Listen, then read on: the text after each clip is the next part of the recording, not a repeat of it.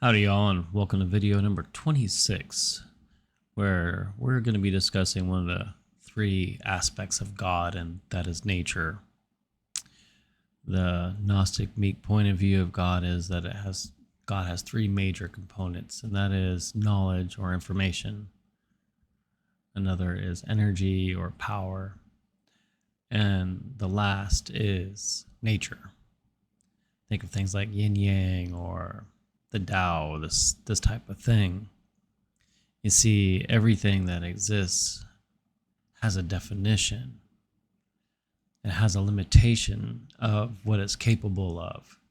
It also has a purpose. And this limitation, definition, purpose is what we call the nature. Now, nature is also used to refer to, the great outdoors. Mountains and oceans and lakes and this type of thing. And this leads to some confusion of the English language. And I suppose I should say the impetus for this topic was a conversation I had with my son the other day. He was discussing how it was unnatural for pugs to exist and that it was cruel of human beings to make them. And so I had to press him a little bit. I'm like, well, first of all, pugs and their owners seem to be rather symbiotic, and it seems to be a rather loving relationship. So I'm not quite sure where the cruelty is at. And he pointed out the fact that, there's often need for veterinary assistance and whatnot because of their clogged breathing, because their faces are so smushed. And this may be true. However, I think if you were able to ask the dog, I think it would say it's pretty happy for the most part, just like most animals. Only human beings really struggle with the nature of our existence. But back to nature, he said it was unnatural. And I'm like, well, what do you mean it's unnatural? He goes, well, nature would never have created such a thing. And I'm like, well, then how did the pug come into existence? He said it was humans through breeding. I'm like, well, breeding is a natural process, is it not? He's like, yes. I'm like, and then where did humans come from? Do we not come from nature? And the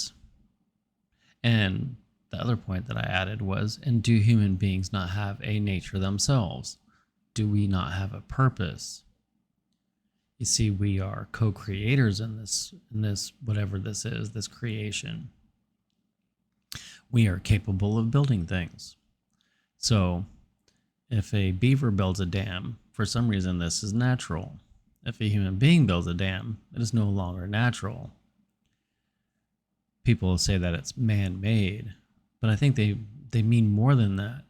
They mean that somehow it's wrong that a human being dammed a river when a beaver can have right at it, and vice versa. Birds build nests, and there's all sorts of things that animals do that change the environment.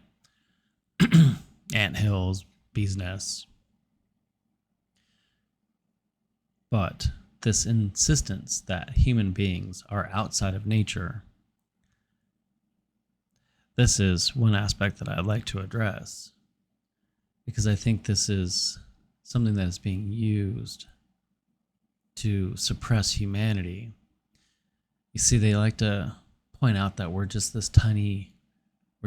small beings on this little dot floating out in the middle of this vast universe, using points of reference that are so large that we cannot comprehend them. I'm referring to the first two lines of the Coburn Bible there. And by doing so, this delusion that sets in, people feel like they're meaningless, so their power of their co-creation is stolen from them by removing them from nature, by telling them that the nature of their being is wrong. Again, the nature of our being is we construct things, we build things. And this power and this knowledge doesn't come from humanity. It comes from nature. It comes from God. The construction of New York City is just as natural as a bird's nest. And there are millions of birds' nests inside of New York City. Another aspect that is used of this nature is by separating ourselves from that. You have the technocrats who actually, in my opinion, appear to want to replace God with themselves. By separating out our powers, they are holding on to them as if they are human created, that these machines that we've invented are somehow distinct and separate from the natural order of the world, that somehow this gives us godlike powers. Again, this is another delusion. And these two, the feeling too small or feeling too grand, stems from this misuse and misunderstanding of what is nature. Nature is the parameters and the usefulness of any existence. So let's go back to the pug. Now, sure, it seems a little unnecessary to keep breeding them till their faces are smushed to the point that they were, but I do believe it's not unnatural, because if their faces were smushed too much further, then there would be actual inability to breathe, and the creature would no longer be able to exist. You see, nature has a limit. These are the parameters. This is the definition. This is the boundary. Same thing if you try and make an animal with a nose that was too big. I'm sure at some point in time it would reach the limits of what this construction allows, and it would no longer be viable. We do have a wide swath of colors. The palette of this beautiful creation is vast, but it has its limitations, and those limitations are defined by nature. You can only jump so high, throw so far, run so fast.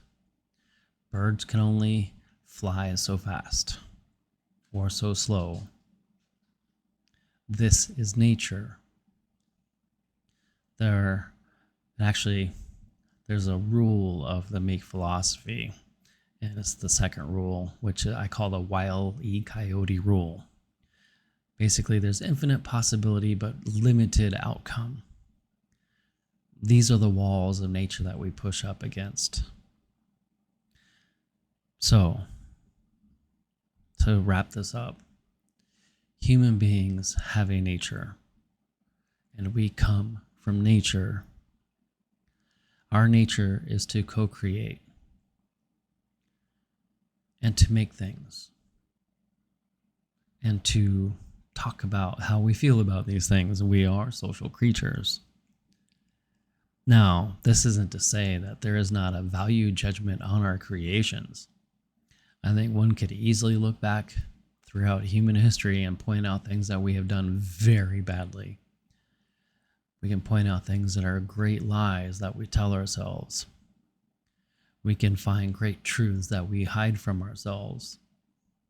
And we can find some moments where we have done well. This is the nature of humanity. So I think I just want to end it with that. We are of nature. We have a nature. And don't allow people to delude you into believing you are too small or your thoughts are so great that you are godlike. You're neither. We are human beings, co-creators. We have purpose, and we are desired in this creation. And don't let anyone take that from you. And with that, my friends, I'm going to leave it there. Until then, my friends.